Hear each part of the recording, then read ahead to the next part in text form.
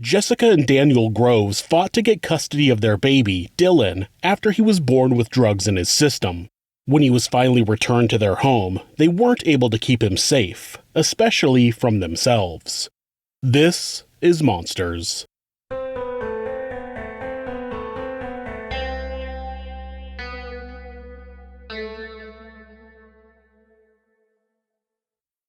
Jessica and Daniel Groves had been married for more than a decade and had a 14-year-old son named Daniel Groves Jr. They lived in a trailer in Otway, Ohio. Jessica had worked as a licensed practical nurse, but her nurse's license expired on October 31st, 2018, though it's not clear when the last time she worked was. Daniel had worked for a farm supply company called Rural King. When Jessica became pregnant near the middle of 2018, she and Daniel had become addicted to drugs. She testified that she didn't become aware of her pregnancy until the middle of October, when she was 5.5 months pregnant. She told Daniel about the pregnancy a few weeks later. Jessica and Daniel arrived at the hospital in the early morning of January 10, 2019. She was already dilated 9.5 centimeters and almost ready to give birth. Hospital staff said she refused to answer questions and to submit to a drug test, so a urine sample was taken via catheter. Her urine came back positive for drugs. The hospital staff were not able to give her pain medication due to the lack of medical records, and since she refused to answer questions. Nurses said she seemed intoxicated. By not giving her pain medication, they would be able to more accurately find out what drugs were in the baby's system so he could be better treated. The baby, Dylan, was immediately put on oxygen since he was born premature, but hospital staff said that neither Daniel or Jessica asked about the condition of the baby. They tested Dylan's urine, which came back positive for drugs as well. The tiny infant quickly began showing signs of withdrawal. He was kept in the hospital for 5 days while Children's Services came up with a plan to release him to Daniel, who they believed was clean. As part of the plan, Jessica was not to live in the house, and she was to have limited contact with the baby. Before they were able to put the plan in place, it was denied by the hospital. They tested Dylan's umbilical cord and found methamphetamines, amphetamines, fentanyl, and opiates including morphine. That's when Children's Services decided to place Dylan in foster care while they figured out what they were going to do. Andrea Bowling was a school teacher in the area who had her own son who had grown up and gone to college. After that, she wanted to be able to help other children and went through the process of becoming a licensed foster parent. That included 40 hours of training classes, a drug test, a medical physical, a federal background check, and a home inspection. Interestingly enough, none of these things were required for Dylan to go back and live with his father. Andrea had previously fostered a 6 and a 7-year-old pair of siblings for a year and 4 months before they were reunited with their parents in November of 2018. On January 15, 2019, she got a call asking if she would be able to foster a baby. When she got done teaching that day, she went out, picked up some diapers and some clothes, and arrived at the hospital at about 6 p.m. to pick up Dylan. She was also able to collect the other items she needed from friends and family. I had, from where I had my previous foster son, I had a room that was vacant. My cousin gave me the crib for Dylan. And then I had a rocker recliner upstairs that I brought down so I could rock him. And then a friend of mine from church gave me a Mamaroo, which is it's a device like what they have at the hospital, which is kind of like a high-tech saucer type thing that rocks the babies and soothes them. And so we had one of those brought to the house, and I have a really good support system of friends and family, and it was just like clothes were coming in, and it was almost immediate. I had everything I needed for him. Seems like there was this mad scramble from your community of friends to... It was, yes. It was a mad scramble, and then we had a room that was perfect for him. She had a whole community of people who were able to put together a room that was perfect for Dylan in a day. Someone who was ready to love and take care of Dylan and do whatever it took to keep him safe and healthy. And most importantly, she was sober. Andrea testified that she had taken 12 days off from work and was going to take more off so she could focus her attention on Dylan. She said that he still had withdrawal symptoms. His arm shook and his leg twitched, and when he wasn't sleeping, he wanted to be held the entire time. It seemed that being wrapped up tight in a blanket and held helped ease the withdrawal symptoms. She also told the jury about a visitation she brought Dylan to within those 12 days where she believed Jessica showed up under the influence. She said she notified Child Services. Despite Andrea's warning, on January 28th, Child Services placed Dylan back into the care of Daniel under their original plan. This plan was approved on the basis that Dylan was employed by Rural King and that he had told them that he had 6 months of leave available. This information also led them to believe that his work history meant that he was clean, since they did random drug tests. Once Dylan was back in the care of Daniel, he was seen by a pediatrician on February 7th and February 21st, where the doctor said that he was progressing well and injury-free. They were supposed to have weekly home visits with Child Services, but that didn't seem to happen. The social worker did manage to visit the home on March 28th and said that Dylan was being held by Jessica and that he showed no visible injuries.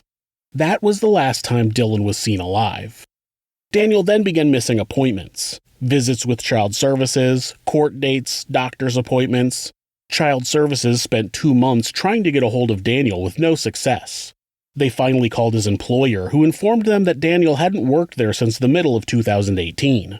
They went to Daniel Jr.'s school to try to ask him where his father was. Finally, the sheriff's department got involved and tried to contact Daniel. On one occasion, they saw Daniel on a four-wheeler near his house, and when they approached him, he fled. On April 24th, Child Services picked up Daniel Jr. and placed him in foster care. Jessica had written on the calendar in her house, quote, "Worst day ever," end quote, on that date. The Scioto County Sheriff's Department got a warrant for Daniel's house, and on June 10, 2019, the Sheriff's Department, the Southern Ohio Drug Task Force, and the Ohio State Patrol surrounded the house and demanded that Daniel and Jessica Groves exit the residence. Jessica opened the front door, and authorities reported she was belligerent and claiming Daniel wasn't home. They sent in a robot to search for Daniel in the house, and he wasn't inside. Jessica was arrested and taken in for questioning. Sheriff's Detective Jody Conkle was assigned to the case, and she testified that all she knew going into the interrogation room that day was that a child was missing. She asked Jessica where Dylan was, and Jessica claimed that Child Services had picked him up. Detective Conkle knew that wasn't the case because Child Services is the one who reported the baby missing. While Jessica was being questioned, Daniel returned to the house where he was promptly arrested and brought to the station. Detective Conkle questioned him, and he initially told her the same story, that Child Services had taken Dylan. The detective testified that Daniel was dope sick and spent part of the interview lying on the floor, moaning and passing gas. He eventually broke down and told her that he came home one day and found Dylan dead in his crib. He claimed that the baby was not injured, and he assumed that he had died of natural causes. When the detective went back to Jessica, she told her that Daniel had confessed that Dylan was dead and tried to get more details, but Jessica wouldn't respond. She then went back to Daniel, and he finally agreed to tell them where he disposed of the body. Myself, Captain John Murphy, Detective Matt Spencer, multiple people along with K-9 dogs, which were brought in out of county, drug task force. We took Daniel out there to where he told me that Dylan's body would be, and we searched for hours. The area we were in, it was kind of up and down hilly area. There's a creek that ran through. We were everywhere searching there, multiple people. We searched there and around the residence. Okay. When you went out there, did you have information about what type of items you might be looking for?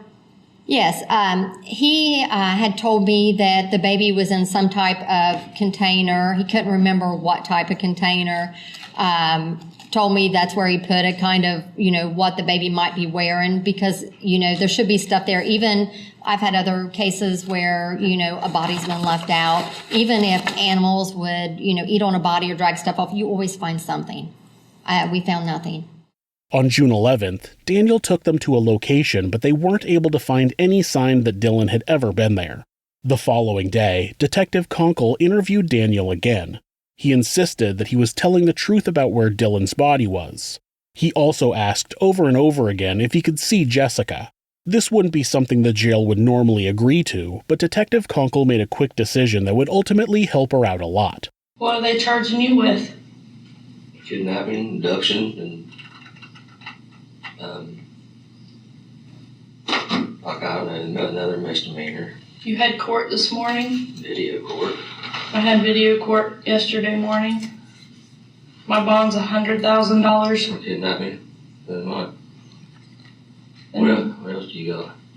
kidnapping, abduction, and Same three things I got. and something fooling with custody, Yeah. something misdemeanor 4, felony 4, and a felony 1.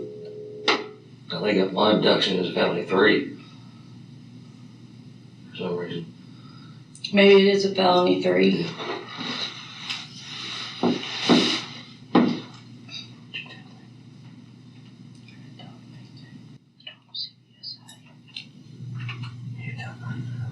They told me that you said he was dead. They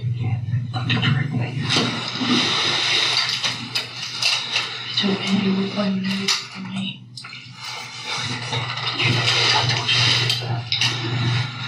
They told me that you said he was dead. Well, they told me they knew he was dead. I told him as far as I knew, CPS got back into me. After the couple has a casual conversation about their charges, they start whispering about what they had told the authorities. They're clearly aware that their interview is recorded, or at least being monitored, and they must think that their whispering can't be picked up by the mic. As someone who records stuff for a living, I can tell you, in a quiet room, even a cheap microphone will pick up everything. They took me out there yesterday when we took where he was at. And I took him somewhere to police place. The audio isn't great, but you can definitely hear him say, quote, "They took me out there yesterday, wanted me to take him wherever he was at. I took them somewhere else," end quote. After they talk about their charges and whisper about their story and how Daniel took the police to the wrong location, they spend the rest of their time complaining about the conditions of the jail. They also spend a bit of time talking about their dogs. When Daniel was arrested, the police said he was worried about what would happen to his dogs. While he was being interviewed by the detective, he asked about his dogs. While he was visiting with Jessica, they both expressed concern about what had happened to their dogs. You know who they never talked about? Their children. I mean, outside of trying to not get caught for Dylan's murder, they never show any concern for what has happened to Daniel Jr. and never showed any remorse for their dead baby. Detective Conkle returns Jessica to the jail and resumes her interview with Daniel, now armed with some damning information. Thank you for being here today. I appreciate You're it. welcome, but you know what? You lied to me. What? Took us to the wrong place where the body was. Why would you lie? Why would you want to hide? You know what? Why do you stop lying? Okay, here, I'm just going to be straight up with you. You're just making things way worse for yourself because you know what you're going to pull around, you know what they're going to indict you for? Involuntary manslaughter. That's what's going to happen. I didn't take you in the wrong place. Yeah, you did. Who said I took you in the wrong place? You took us to the wrong place. Yeah, you did. I didn't take you to the wrong place. You did. And you know the thing is, the hardest thing for me is I've been nothing but nice to you. I'm trying to help you. So by you lying about where the baby is makes me think that you're not telling me the truth about what really happened to it. I'm telling you the truth, Jody. Okay, well, you know where the body is. You took us to the wrong spot. I didn't take you in the wrong spot. Yeah, you did. Jody, I didn't. Yeah, you did. Jody, that's where I took you. That's where I took you. No. You just told Jessica that you took us to the wrong spot. And you didn't tell us everything. Yeah, you did. I didn't. Yeah, you did. Okay, listen to me. I heard it come out of your own mouth, okay? That ain't what I said. It's exactly what you said. I could hear it plain as day. There's amplifiers in this room. I heard the whole entire conversation, everything you said. Okay? I'm doing everything in my power to try to help you, okay? So, by you doing this, you're just hurting yourself. You know? And if what you're telling me is correct about how your baby died, you'd have no reason to be doing this. He plays dumb but eventually realized that he fucked up. He claimed that the baby died of natural causes with no injuries, but he doesn't want the authorities to find the body because they'll figure out that that's not true. He continues to deny that he took them to the wrong place and then starts talking about his dogs again. The detective brings up Daniel Jr., but Daniel goes right back to showing more concern for his dogs. He eventually breaks down and agrees to take them to the correct site where he disposed of Dylan's body. Detective Conkle testified that Daniel took them out to another grassy area that was barely accessible by vehicle, and he pointed out into the grass, but the detective just looked at him and told him that she knew he was lying. Daniel finally gave in and pointed to an old spring well in the ground about 100 yards away. Now, this isn't a well like you'd picture in a movie, a circular rock wall with a little roof and a bucket on a rope. This is literally just a hole in the ground. Someone had dug down about 30 feet to access a natural spring that would fill the hole up with fresh water. Daniel said that he went hunting in the area and knew where a number of them were. They eventually get overgrown with grass and become quite hard to see, so you have to be careful walking around out there. Police contacted dispatch and had them send out the fire department. They weren't able to get their vehicles to the well, so they had to carry all of their equipment out there and try to recover the body. First, they attempted to pump out the water, but they only got down a few feet before the pump became ineffective. I've worked in construction in the Pacific Northwest, and I've dealt with basements and foundations that have flooded due to an underground water source, and those springs can easily refill a hole faster than you could ever try to pump them out. The only other option they could think of was to connect a number of straps together with a hook on the end and just go fishing. With an enormous amount of luck, the firefighters were able to hook an object and pull it to the surface.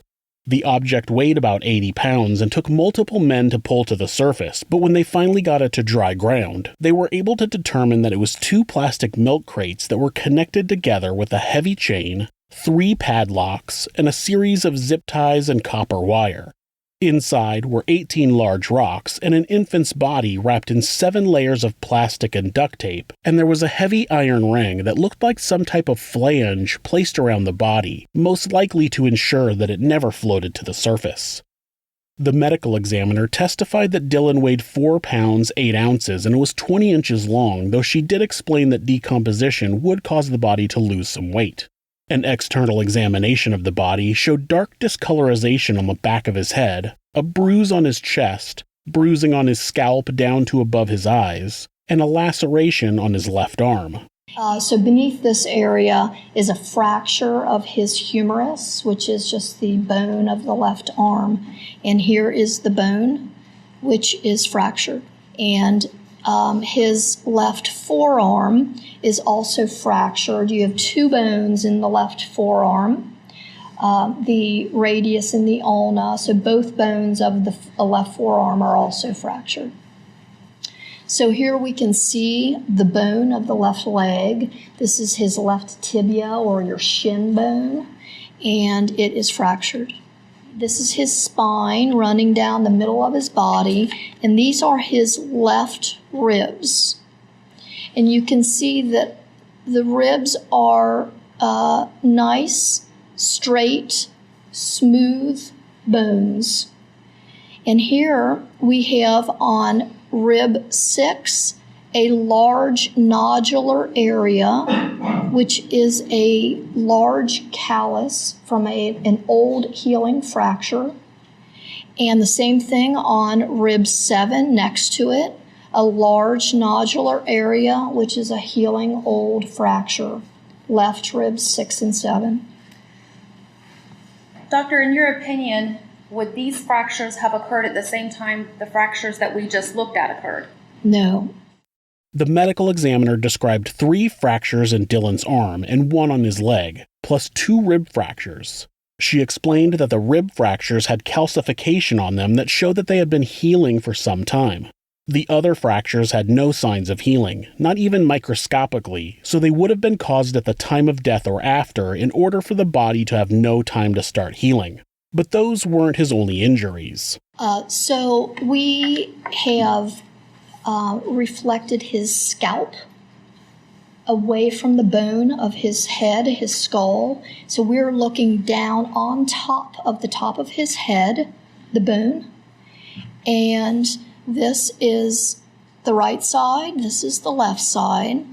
And here we have a fracture on the right parietal skull. And here we have a fracture of the left parietal skull. So they're both on top of his head. Okay. Okay, and about what is the size of each of those fractures? The right side is about 2 inches, I believe, and the left approximately 1. 1 inch? Yeah. Okay. If you would explain to the members of the jury any other significance that you see in the difference, if there is a difference in these two injuries. So the fracture on the right side, this longer fracture here, between the 2 pieces of bone that are fractured, there is some tissue formation showing some signs of healing. That is not seen on the fracture on the left side here. Dylan had 2 skull fractures that had happened at different times as well. One fracture showed a minor amount of healing, and the other one showed no signs of healing. The medical examiner believed that there was at least 3 separate violent events up to the time of Dylan's death. One when the rib fractures happened because they had been healing for the longest amount of time. One when his skull was fractured because it had been healing for a short amount of time. And one where he received another skull fracture, multiple broken arms, and a broken leg, most likely causing his death because there was no healing found on those injuries. Due to the decomposition, she wasn't able to give a specific cause of death, but she believed that he was deceased when he was placed into the well. She also explained that the brain will liquefy when it decomposes, and the liquid is usually a gray or tan color, but the liquid in Dylan's skull was pink. She believes that it was because his brain had been bleeding at the time of his death. A test of Dylan's liver came back positive for methamphetamines and amphetamines. She confirmed that the drugs that were in his system at birth would not have been in his system any longer, so Dylan ingested the drugs some other way. It was unlikely that, at 2 months old, he found drugs and was able to put them in his mouth, so he either got them from breathing secondhand or through Jessica's breast milk. The hospital said that Jessica wasn't breastfeeding, but maybe she started. It's not confirmed, and the question of how the drugs got into Dylan's system has never been answered. After hearing about these injuries, I want you to remember that Dylan was born on January 10th, premature, and both Daniel and Jessica confirmed that he died on March 28th. He was just under 3 months old, 11 weeks to be exact. He was premature, so at his last doctor's visit, February 21st, he weighed 7 pounds 15 ounces, still about the size of a newborn. Someone abused literally a newborn enough to cause these injuries. Jessica admitted causing the injuries, but she maintained that they were accidental. Jessica, did you, and you only, cause the death of your son, Dylan Groves? Yes. Did Daniel Groves participate in the killing of Dylan? No. Was Daniel Groves aware of any of the injuries that you caused Dylan that may have led to his death? No. Did you hide all injuries that you caused Dylan from your husband? Yes. Even though Jessica admitted to causing Dylan's death, the case went to trial because the defense lawyers were trying to get Daniel off of the murder charges, claiming he was only involved in the disposal of the body. But how do you see a baby lying in a crib with a skull fracture, a bruised head, bruised chest, a severely broken arm, and a broken leg and have no idea he's been injured? Was he that high? Then, how do you pick up the baby and wrap him in plastic and duct tape without knowing about those injuries? You don't. Their son, Daniel Jr., testified that he saw black and purple bruising all over the top of Dylan's head and his head was swollen. He said that those were the only injuries he ever saw, but he said that Dylan was around for a few days and the bruising started to go away. Then he disappeared. Daniel Jr. most likely saw the first skull fracture that had just started to heal. How is it possible that Daniel didn't see that? It wasn't. Daniel admitted that he actually saw some abuse. So you don't remember telling Detective Conkle that you saw your wife hit the baby a couple times? I said that I had what I thought were dreams of it, but I was unsure if they were true or not. I was very sleep deprived. Did you not say you saw your wife you saw your wife strike the baby? I said I did, but I thought it was dreams. So it's a dream. I was very sleep deprived. Is it true you told Detective Conkle she said because he wouldn't stop crying and because she was so agitated and aggravated, and if I bought her Coke, she wouldn't be that way? You don't recall hearing that? I recall saying that we did fight because she was wanting me to buy her drugs, yes. So you do recall her threatening the child? A direct threat, no. No, not a direct threat. Okay, so you saw her strike the baby 4 times, correct? Somewhere around there, yes. And you didn't take it as a threat that she was aggravated with the baby and all you need to do was buy her Coke? As a direct threat, no. That didn't give you cause for concern for the safety of this baby? Yes, it did give me a cause for concern. Okay, so now you are concerned at your wife's behavior in the home about the danger to the baby. Yes, I was, but she was... And what did you do? Did you call Children's Services? Did you call Children's Services and tell them? No, I did not. She was going through therapy. Did you call the police? No, I did not. Did you call Andrea Bowling? No, I did not. Did you go down to the neighbors and say, I'm concerned?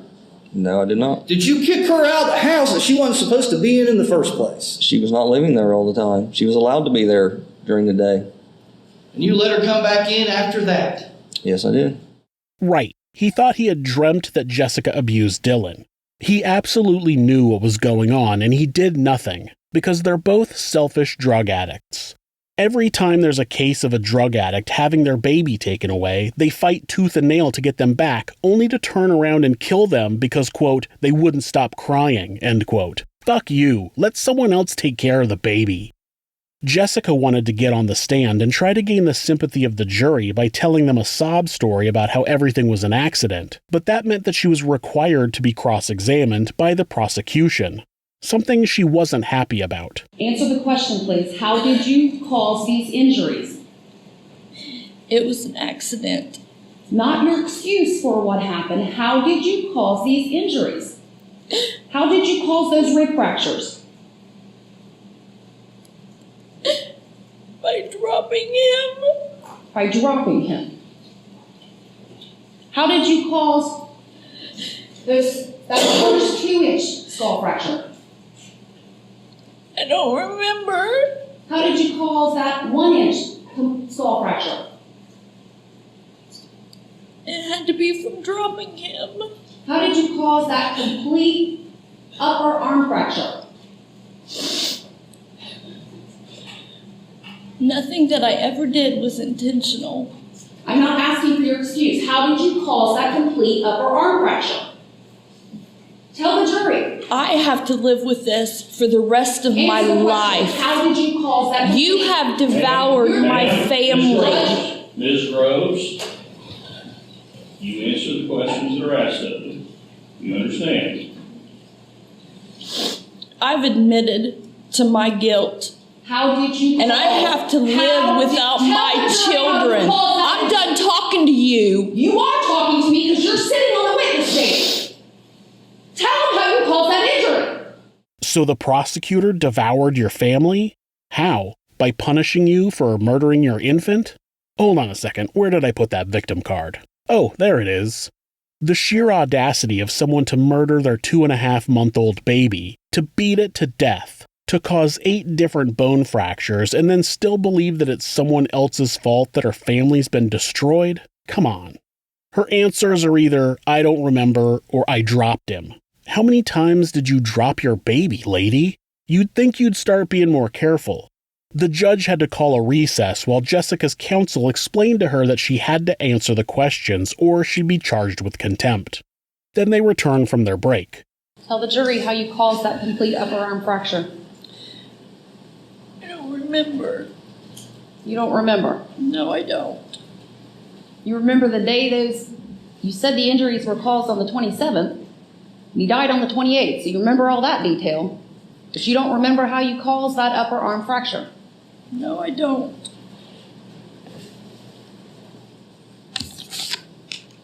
Tell the jury why you wrote on your calendar on April 24th, worst day ever, when Daniel was taken, but there was no entry about the worst day ever when you killed that baby?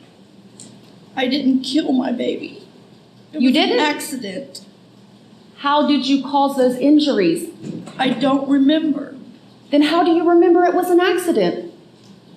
Because I would never hurt my children intentionally.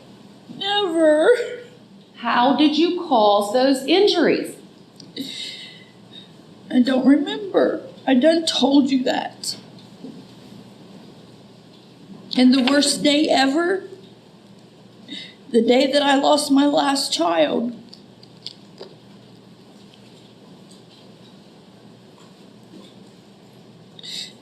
Both of my children. Look at this photograph, Jessica Groves. How do you not remember that? Tell the jury how it's possible that you would not remember doing that, if in fact you did it. Ma'am, tell the jury how you would not remember that. Because my mind wasn't clear. Why? Because of drugs.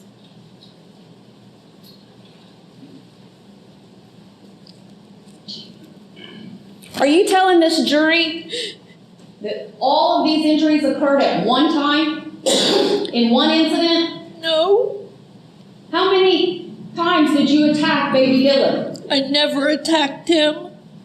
Then how many accidents did you have, Jessica Groves?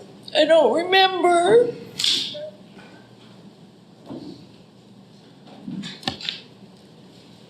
Tell them what the accidents were.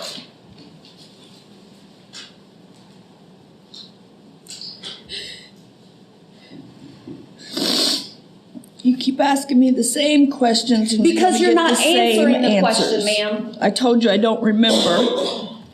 I don't remember. 2 fractured ribs, then a skull fracture with bruising and swelling, then another skull fracture, a broken arm in 3 places, and a broken shin. She doesn't remember any of that. Either she's lying or she was so high at the time that she doesn't recall abusing her infant multiple times until she finally caused his death. How does that make her more fit to care for the child? The mental gymnastics are exhausting. You've seen the pictures. You heard that 15-year-old little boy describe that baby as having bruising all around where his hair would be expected. How would he describe that picture from the autopsy if that wasn't the way that baby looked? But defendant Daniel Groves didn't know. And Daniel Jr. said it was a matter of time after he sees this that the baby disappeared. He didn't know. He couldn't have called right then for emergency medical assistance to give baby Dylan a chance to survive. I submit to you that's the least he could have done.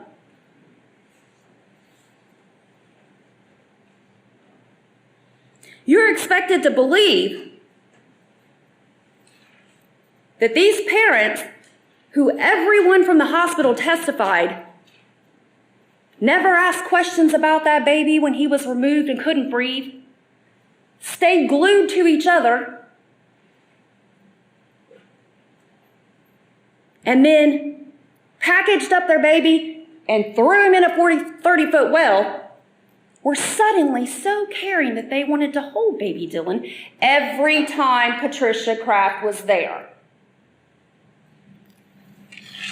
You suppose that's so she wouldn't touch him and figure out he had injuries? Patricia Kraft was the social worker assigned to the case who said that Dylan was always wrapped up, being held by Jessica when she was able to make home visits.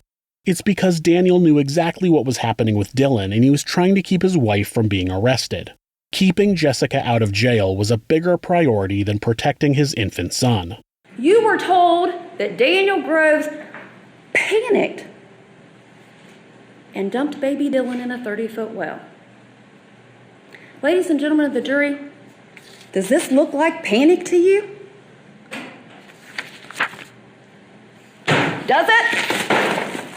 A chain, 3 padlocks, 12 zip ties, 8 wire ties, 18 rocks, 6 layers of plastic and duct tape. Does this look like panic? I submit to you it looks like extreme planning. They want you to believe they're not complicit to their baby's murder. But this is what they chose for a coffin and his burial? This? And then they dumped him in a well. Proof beyond a reasonable doubt. Guilty on each and every count. Each one of them. Jessica Groves was found guilty on all 11 counts and sentenced to life in prison without the possibility of parole, plus 32 years. Daniel Groves was acquitted of aggravated murder, but found guilty on the remaining 10 counts and was sentenced to life in prison with the possibility of parole after 47 years. Not only is murdering an infant one of the most heinous things a human being can do, but to then continually act like you're the victim just shows how utterly hopeless you are. The idea that you can kill your own child, who is so vulnerable and unable to protect himself, makes you a monster. But going on the stand and crying about how the authorities destroyed your family? No. You destroyed your family the minute you started beating that infant. You started the process of destroying your family when you let drugs become more important than your children. These two don't deserve freedom. If you're the victim of domestic abuse, please reach out to someone for help. Please talk to your local battered women's shelter or call the National Domestic Abuse Hotline at 1-800-799-SAFE. That's 1-800-799-7233. Or you can go to thehotline.org to chat with someone online. The great thing about this website is that, at any time, hitting the escape key twice will take you to a Google search page. That way, if your abuser is nearby, you won't get caught looking for help. If you're having feelings of harming yourself or someone else, or even just need someone to talk to, please contact your local mental health facility, call 911, or call Mental Health America, who operate the National Suicide Prevention Hotline at 1-800-273-TALK. That's 1-800-273-8255. They're available 24 hours a day, 7 days a week, and will talk to you about any mental health issue you might be facing. Thanks so much for watching this video. You can help us out by hitting the like button or leaving us a comment. You can also subscribe to the show to ensure you don't miss an episode. If you'd like to support the show, you can do that by checking out our merchandise at Teespring. You can also discuss the channel and the episodes on our subreddit, r/thisismonsters. You can find more ways to support our show and how to find us on social media by visiting thisismonsters.com. Thanks again, and be safe.